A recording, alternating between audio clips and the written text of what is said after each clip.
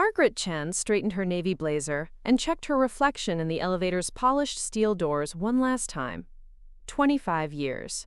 A quarter of a century spent climbing the corporate ladder at Pinnacle Financial, and tonight would be her final ascent to the executive floor for her retirement celebration. The elevator hummed softly as it carried her toward what should have been the pinnacle of her career, a graceful exit with full honors, pension intact, and the respect she'd earned through decades of dedication.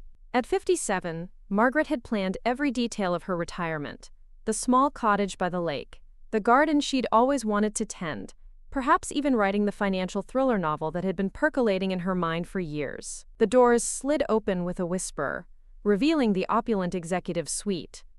Crystal chandeliers cast warm light over mahogany panels and Persian rugs. The view from the floor-to-ceiling windows stretched across the Seattle skyline, where the Space Needle pierced the twilight like a silver needle threading through purple silk. "Margaret!" Victoria Walsh, the head of Human Resources, glided toward her with arms outstretched. Victoria's smile was perfectly calibrated, warm enough to seem genuine, controlled enough to maintain professional distance. "You look absolutely radiant. Ready for your big night?" Margaret accepted the air kiss, noting how Victoria's fingers briefly pressed against her elbow, a gesture that felt more like a gentle restraint than affection. "As ready as anyone can be for retirement, I suppose." The executive suite buzzed with conversation as Pinnacle's leadership mingled with clients and board members. Margaret recognized most faces, people she'd worked alongside, competed with, and occasionally battled during budget meetings and strategic planning sessions. The atmosphere felt oddly charged, like the moments before a thunderstorm when the air grows heavy with electricity. Margaret Chen, a retiring chief risk officer, CEO Jonathan Blackwood's voice boomed across the room. He was a man who commanded attention without effort, tall, silver-haired, with the kind of confident bearing that made investors feel secure about their money. He approached with a champagne flute in each hand, offering one to Margaret. "Thank you, Jonathan." She accepted the glass, noting how his smile didn't quite reach his eyes. In 25 years, she'd learned to read the subtle tells of corporate politics. Something was off tonight, but she couldn't pinpoint what. "Before we begin the formal festivities," Jonathan announced to the gathering, "I'd like everyone to know that Margaret has been instrumental in Pinnacle's success. Her risk assessment protocols have saved us millions, and her attention to detail has been—" He paused, and Margaret caught a flicker of something in his expression. "Uncompromising." Polite applause rippled through the room. Margaret smiled and nodded, but her trained instincts, the same ones that had made her exceptional at identifying financial risks, were sending warning signals. The word uncompromising had been delivered with the slightest edge, as if it were criticism disguised as praise. "Speech! Speech!" called David Morrison from across the room. David was CFO, a man she'd mentored during his early years at Pinnacle. He'd always been ambitious, but lately Margaret had noticed a hunger in his eyes that made her uncomfortable. Margaret raised her glass. "Well, if you insist." She looked around the room at faces she'd known for years, decades in some cases. These people had been her work family, her daily companions, through market crashes and economic booms, through personal divorces and corporate restructurings. 25 years ago, I walked into Pinnacle as a junior analyst with a finance degree and dreams of making a difference. I never imagined I'd spend the next quarter-century here, watching this company grow from a regional firm into a national powerhouse. She paused, her gaze settling on Jonathan, who was watching her intently. But more than that, I've tried to ensure that our growth was built on solid foundations. Risk management isn't glamorous, but it's essential. It's about protecting not just profits, but people, our employees, our clients, our communities. More applause, warmer this time. Margaret felt herself relaxing slightly. Perhaps her earlier unease had been nothing more than pre-retirement jitters. "However," she continued, "I want to leave you with one thought. In my experience, the greatest risks often come not from external market forces, but from internal complacency. When we stop questioning our assumptions, when we prioritize short-term gains over long-term stability, that's when we become vulnerable."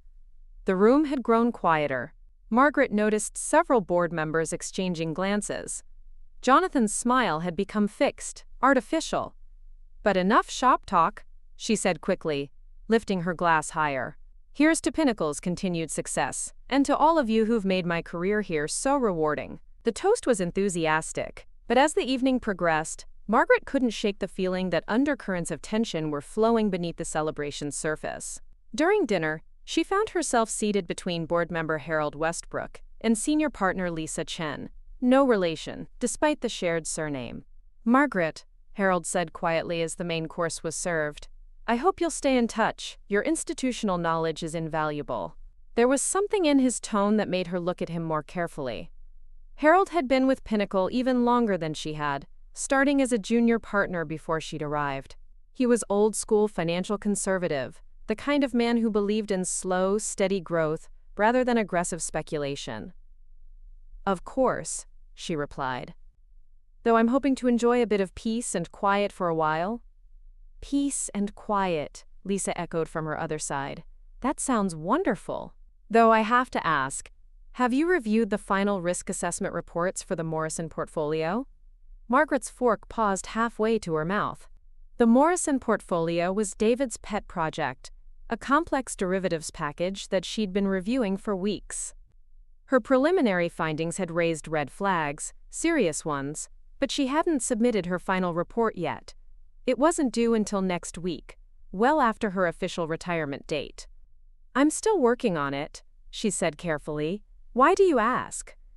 Lisa and Harold exchanged a look that Margaret couldn't quite interpret. "No particular reason," Lisa said. "Just curious about your thoughts." The conversation moved on to safer topics, but Margaret's mind kept returning to the Morrison portfolio. David had been pushing hard for approval, citing potential returns that seemed almost too good to be true. In her experience, when something seemed too good to be true in finance, it usually was. As coffee and dessert were served, Jonathan stood again, tapping his knife against his champagne flute. The room quieted expectantly.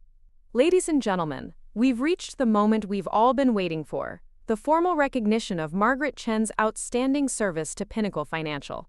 Margaret smiled and prepared to stand for what she assumed would be the presentation of her retirement plaque and perhaps a nice watch or crystal paperweight, the traditional tokens of corporate appreciation. "Margaret," Jonathan continued, "your dedication to this company has been remarkable. Your attention to detail, your willingness to ask difficult questions, He paused again, and Margaret felt that familiar prickle of unease. "Your inflexibility when it comes to company policies." The word inflexibility hung in the air like smoke. Margaret's smile faltered slightly. In corporate speak, inflexibility was rarely a compliment. However, Jonathan's voice took on a different tone, colder and more formal. "Recent developments have come to our attention that require immediate action." Margaret's heart began to beat faster. The room had gone completely silent, the earlier celebratory atmosphere evaporating like morning mist. Margaret's legs felt unsteady as Victoria guided her toward the elevator, but she kept her spine straight and her chin up. She would not give these people the satisfaction of seeing her crumble. Behind her, conversations had resumed in hushed, urgent tones, but she could feel eyes following her exit like spotlights. The elevator ride down to the 32nd floor felt eternal. Victoria stood beside her in uncomfortable silence, occasionally glancing at her phone. Margaret stared at the descending numbers, each floor marking another step away from the life she'd built. "Margaret," Victoria finally said as they approached her floor, "I want you to know this wasn't personal. Sometimes business requires difficult decisions." Margaret turned to look at the woman she'd considered a colleague, if not a friend, for over a decade. "Victoria, I've never spoken to external auditors about anything confidential. You know that." Victoria's expression was carefully neutral. "The board has evidence of phone calls and emails. Then someone is lying." Margaret's voice was sharp now, the shock giving way to anger. "And you know me well enough to know I don't lie." The elevator doors opened onto the familiar hallway leading to her corner office. Margaret had walked this path thousands of times over the years, but tonight it felt like a funeral march. The security guard waiting by her office door, a young man she'd never seen before, only reinforced the surreal nature of the situation. Her office looked exactly as she'd left it that morning. Diplomas and certifications on the walls, family photos on her desk, the small succulent plant her assistant had given her last Christmas. Everything normal, everything unchanged, yet everything different. "You have 15 minutes to collect personal items," the security guard said. His tone was professional, but not unkind. No company documents, no electronic files. Margaret moved through her office like a sleepwalker, gathering the few personal belongings that had accumulated over 25 years. The photos of her late husband Robert, her nephew's graduation picture, the coffee mug her sister had given her with "World's Best Risk Manager" printed on it. It struck her as absurd. A quarter-century of her life reduced to items that could fit in a small cardboard box. As she packed, her mind began to work more clearly. The accusations didn't make sense. She had never spoken to external auditors about internal matters. It would have been career suicide and ethically wrong. But someone had evidence of communications, which meant either someone was fabricating evidence or— Her hand stopped over the Morrison portfolio files on her desk. They were clearly marked as confidential, but they were also her responsibility until her retirement became official. Her preliminary analysis had identified several concerning patterns in the derivative structures David had proposed. The risk-to-reward ratios were skewed in ways that suggested either incompetence or deliberate obfuscation. "Mrs. Chen?" The security guard's voice was gentle. "We need to wrap this up." Margaret looked at the files. She couldn't take them. They were company property. But the information in them represented potential financial catastrophe for Pinnacle and its clients. Her professional ethics demanded that she complete her analysis, but she was no longer employed by Pinnacle. "Just one more minute," she said, opening her laptop. If she couldn't take the files, she could at least send herself a summary of her concerns to her personal email. But when she tried to log in, her access had already been revoked. "I'm sorry," Victoria said from the doorway.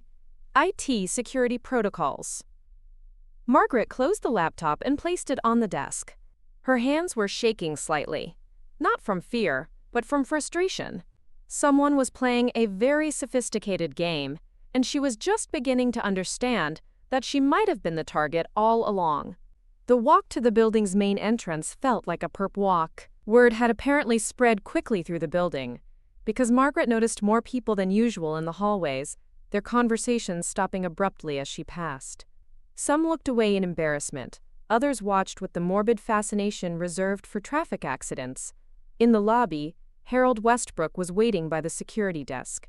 He approached as the security guard began processing Margaret's exit paperwork.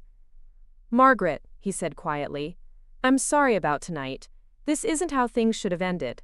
She studied his face, looking for clues. Harold had been around long enough to know how corporate politics worked. If he was here, it wasn't coincidence. "Harold, what's really going on? This feels orchestrated." He glanced around nervously, then stepped closer. "Be careful who you trust. And you might want to pay attention to the markets over the next few days." Before she could ask what he meant, Victoria appeared again. "Harold, I think it's best if we let Margaret go home and process this." Harold nodded reluctantly, but as he turned away, he pressed something into Margaret's hand, a business card. She palmed it without looking. The security guard handed her a receipt for her returned access cards and laptop. "You're all set, Mrs. Chen. I'm sorry about, well, everything." Margaret thanked him and walked toward the exit, her small box of personal items feeling heavier with each step. As the glass doors slid open, she turned back for one last look at the building that had been her second home for 25 years. The Pinnacle Financial Tower stretched into the night sky, its upper floors glowing with warm light. From the street, it looked solid, permanent, successful. But Margaret knew that the most dangerous risks were often invisible from the outside. Her car was in the employee garage, but she realized she no longer had access to that either. She would have to take a taxi home and figure out how to retrieve her car tomorrow. The absurdity of it, being stranded without transportation after her own retirement party, would have been funny if it weren't so devastating. As she waited for the taxi she'd called, Margaret finally looked at the business card Harold had given her. It wasn't his. It belonged to someone named James Chen, no relation, at the Securities and Exchange Commission. Written on the back, in Harold's careful handwriting, was a single word: tomorrow. The taxi arrived, and as it pulled away from Pinnacle Financial, Margaret felt the first tear slip down her cheek. But it wasn't from sadness or self-pity. It was from rage. Someone had just destroyed her life and career with false accusations, and they had done it publicly, humiliatingly, at what should have been her moment of triumph. But they had made one crucial mistake. They had pushed out someone who had spent 25 years learning how to identify and analyze risk. And Margaret Chen was very, very good at her job. Nasne? As the taxi carried her home through the Seattle night, Margaret began to plan. Tomorrow, she would start digging. And she had a feeling that whatever she found would make her forced retirement the least of Pinnacle Financial's problems. Margaret's cottage in the Ballard neighborhood had always been her sanctuary, a small craftsman bungalow with a view of Puget Sound that she and Robert had bought 30 years ago when they were young and optimistic about the future. This morning, as she sat at her kitchen table with her second cup of coffee, it felt more like a bunker. Too yesy. She hadn't slept well. Every time she'd closed her eyes, she saw Jonathan Blackwood's face delivering her termination like a corporate death sentence. But the sleepless hours had been productive. She'd spent them thinking, analyzing, trying to piece together the puzzle of her sudden downfall. The business card Harold had given her lay on the table next to her laptop. James Chen, SEC. The timing couldn't be coincidental. If the SEC was involved, it meant someone at Pinnacle was already under investigation. The question was, who? Her personal laptop hummed to life, and Margaret began doing what she did best: research. She started with publicly available information about Pinnacle Financial's recent performance. The company's stock had been on a steady upward trajectory for the past 18 months, largely driven by David Morrison's aggressive expansion into derivative products. On paper, it looked impressive. But Margaret had learned long ago that paper could lie beautifully. Bobble. She pulled up Pinnacle's quarterly reports and began analyzing them with the same methodical approach she'd used for 25 years. What she found made her coffee grow cold as she forgot to drink it. The numbers were clean. Too clean. Financial markets were inherently noisy, full of small variations and irregular patterns. But Pinnacle's recent returns showed a smoothness that was statistically improbable. It was like looking at a graph of ocean waves that were all exactly the same height and frequency. Her phone rang, startling her from her analysis. The caller ID showed her sister Linda's number. "Maggie, I just heard. Are you okay?" Margaret closed her laptop. Linda was the only person who still called her by her childhood nickname, and the familiar comfort of it nearly broke her composure. "I'm fine, Linda. Shocked, but fine." "This is insane. After everything you've done for that company, can you sue them?" "I don't know yet. I need to understand what really happened before I decide how to respond." Linda was quiet for a moment. Margaret could hear her sister's 3-year-old daughter chattering in the background, and the normal sounds of family life made her own situation feel even more surreal. "Maggie, I know you. You're already planning something. Just be careful, okay? These corporate types can be ruthless." After they hung up, Margaret sat in her quiet kitchen and allowed herself 5 minutes of self-pity. She was 57, unemployed, and blacklisted from the only industry she'd ever known. Her retirement savings were substantial, but not enough to last 30 years without her pension. Most devastating of all, her professional reputation, built over decades of ethical behavior and competent analysis, had been destroyed in a single evening. But self-pity was a luxury she couldn't afford. At exactly 9 a.m., she dialed the number on James Chen's business card. "Securities and Exchange Commission, James Chen speaking." "Mr. Chen, this is Margaret Chen. I believe you're expecting my call." There was a pause then. "Mrs. Chen, thank you for calling. I understand you had an eventful evening. I'd like to meet with you as soon as possible." What's this about, Mr. Chen? Pinnacle Financial is under investigation for potential securities violations. We believe you may have information relevant to our inquiry. Margaret felt a chill run down her spine. What kind of violations? I'd prefer to discuss this in person. Can you meet me at the Federal Building downtown in 2 hours? Margaret agreed and spent the next hour preparing for what she suspected would be a very important conversation.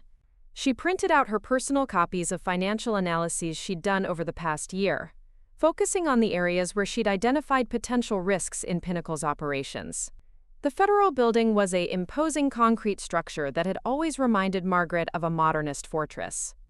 James Chen met her in the lobby, a man in his 40s with kind eyes and the slightly rumpled appearance of someone who spent more time reading financial documents than worrying about his wardrobe. Mrs. Chen, thank you for coming. I know this must be a difficult time. He led her to a small conference room where another agent was waiting, a woman named Sarah Rodriguez, who introduced herself as a forensic accountant. Mrs. Chen, James began once they were seated, we've been investigating Pinnacle Financial for the past 6 months based on irregularities we noticed in their trading patterns. What we need to understand is whether you were aware of any unusual activities in your role as Chief Risk Officer. Margaret chose her words carefully.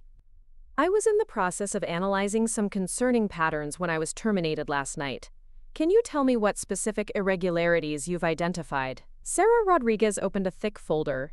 Artificial price inflation through coordinated trading, misrepresentation of risk factors to clients, and possible conversion of client funds.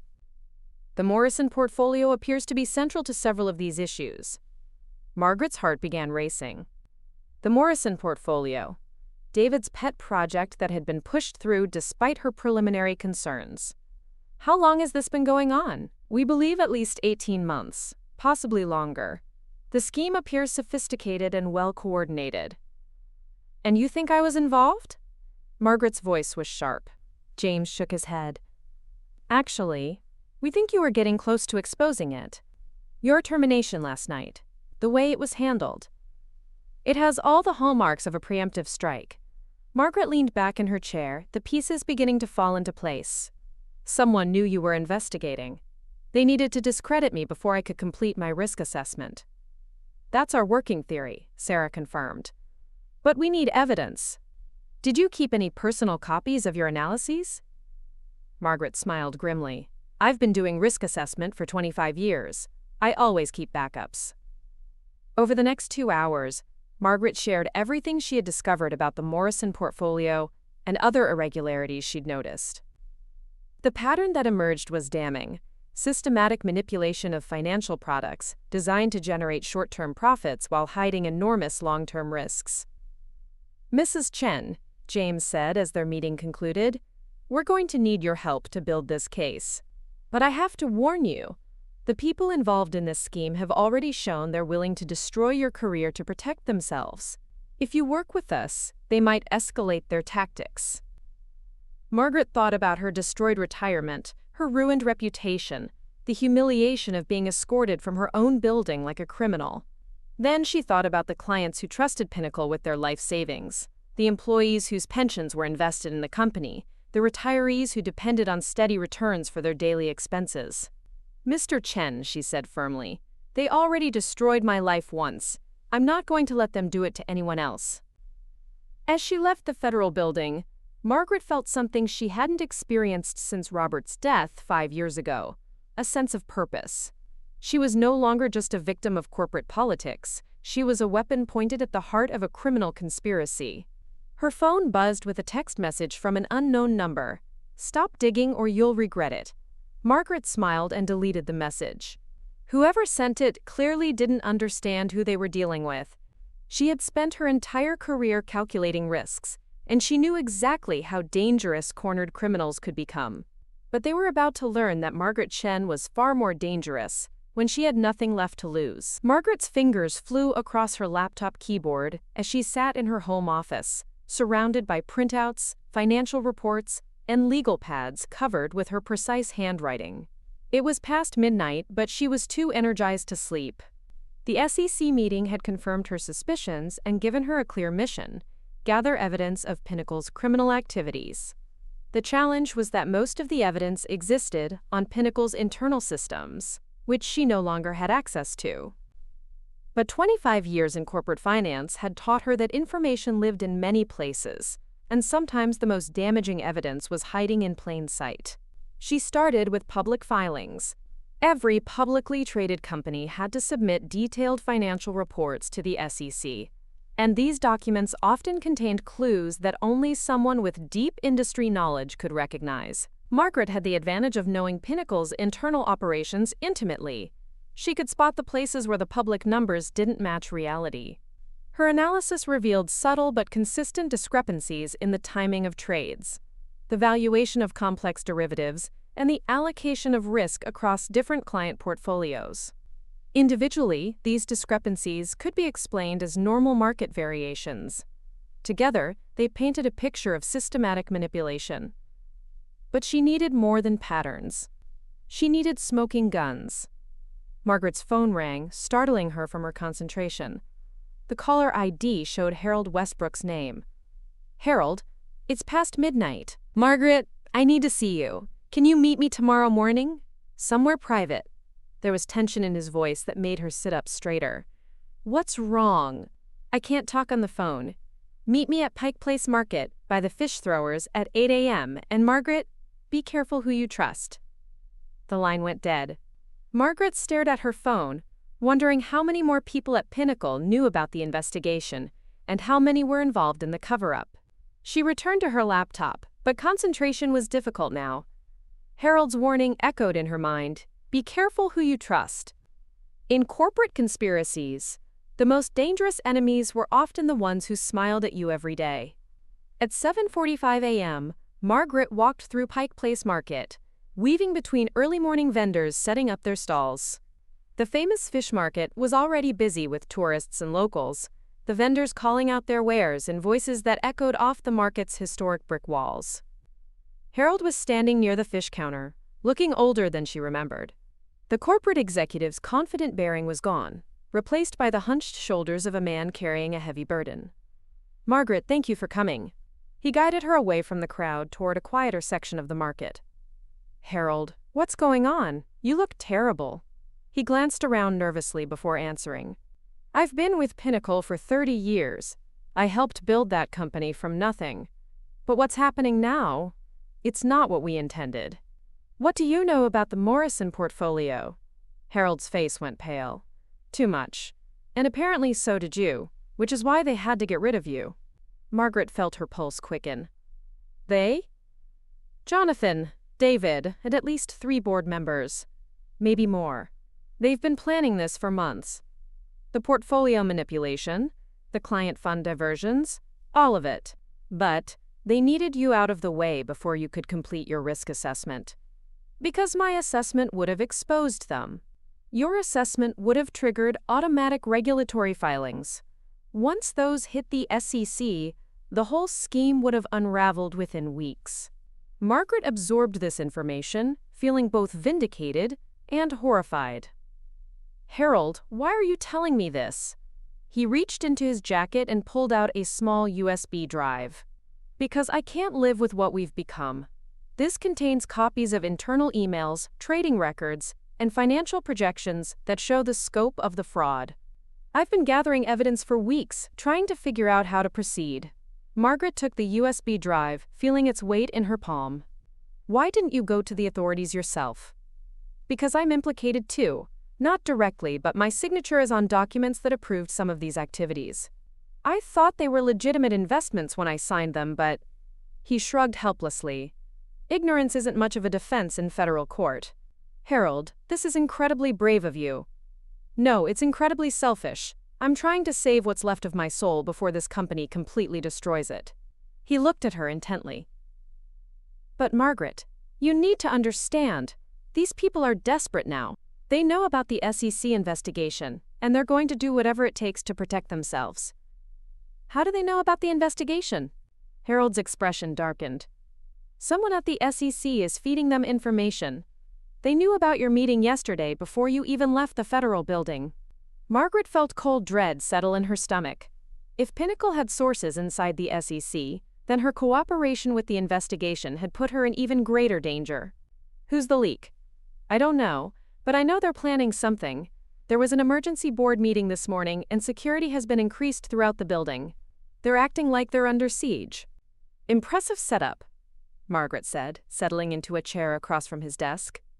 Mrs. Chen, we received intelligence this afternoon that Pinnacle is planning to execute their exit strategy within the next 24 hours. They're going to trigger the collapse of the Morrison portfolio in a way that makes it look like a market correction rather than fraud. Margaret felt her blood run cold. How is that possible? James pulled up a file on his computer. They've been setting up a series of cascading failures designed to look like natural market forces.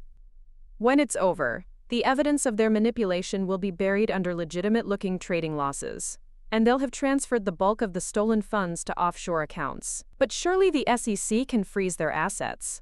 That's the problem. James's expression was grim. We believe someone in our office has been feeding them information about our investigation. They've stayed one step ahead of us at every turn, and now they're ready to disappear with hundreds of millions of dollars.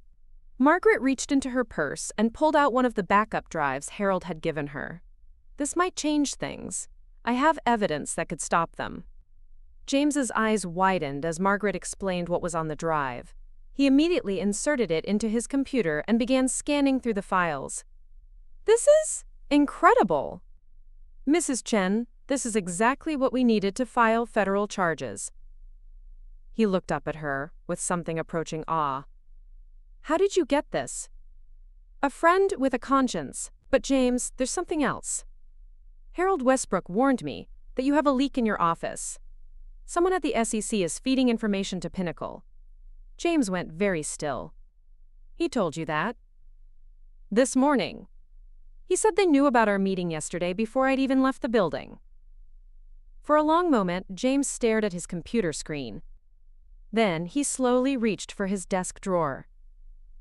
Mrs. Chen, I'm afraid Harold was right about the leak. The way he said it made Margaret's instincts scream danger. She looked more carefully at his face and saw something that chilled her. The same calculated coldness she'd seen in Jonathan Blackwood's eyes the night before. James, she said carefully, what are you doing? I'm sorry, Margaret, I really am. But you've made this situation very complicated. The desk drawer was open now, and Margaret could see the handle of a pistol inside. Her mind raced through possibilities and escape routes. She was alone in his house, probably no neighbors close enough to hear if. She screamed, and her car was parked in his driveway where it could be easily found. You're the leak, she said, the pieces falling into place with horrible clarity.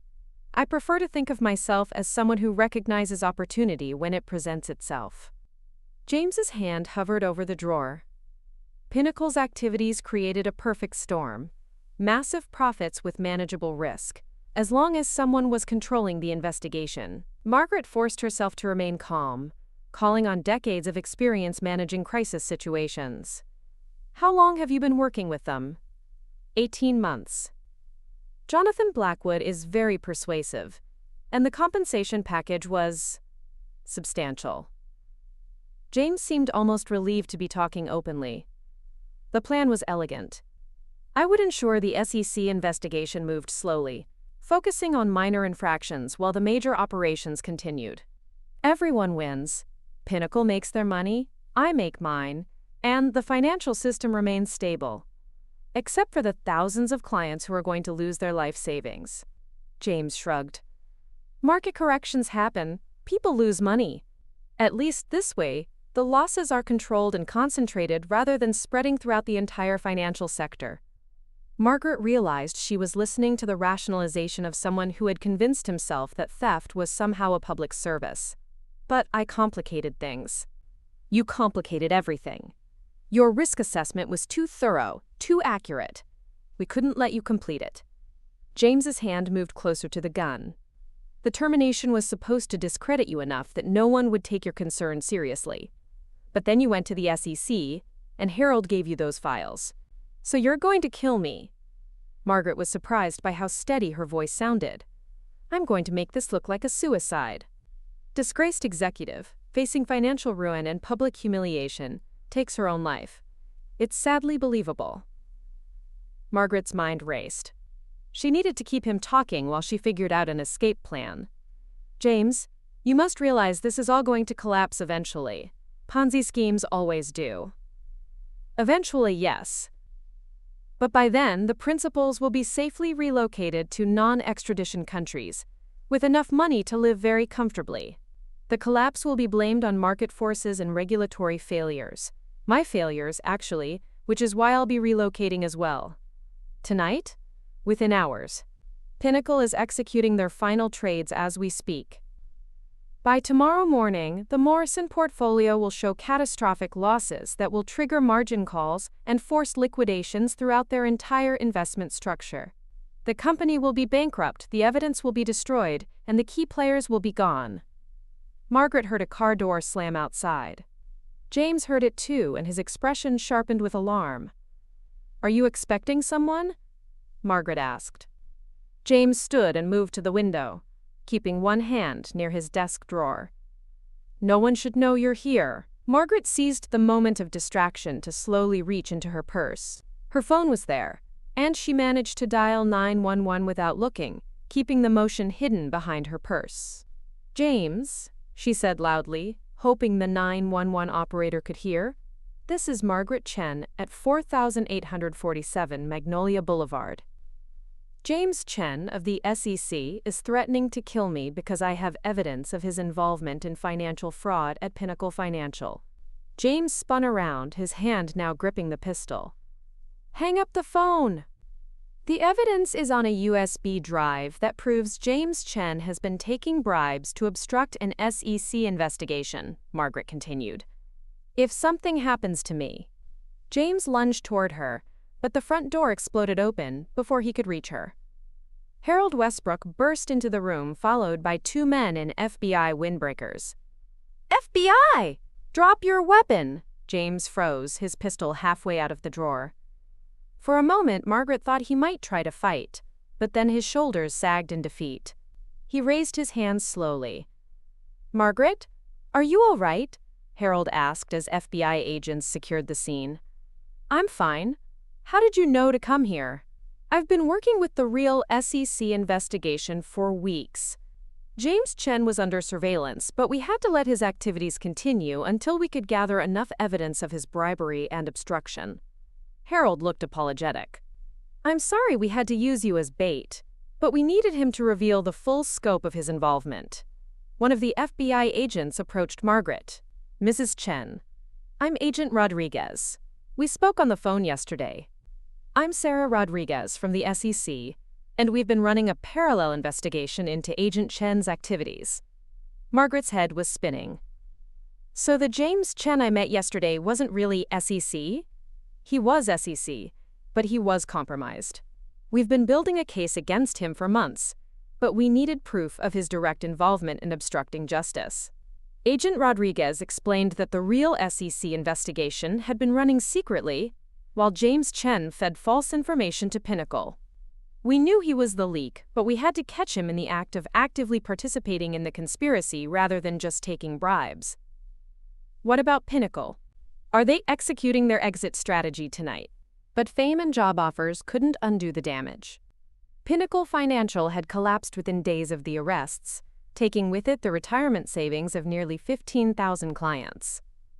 The company's employee pension fund had lost 60% of its value. Dozens of smaller investment firms that had partnered with Pinnacle faced bankruptcy. Margaret's own financial situation had stabilized.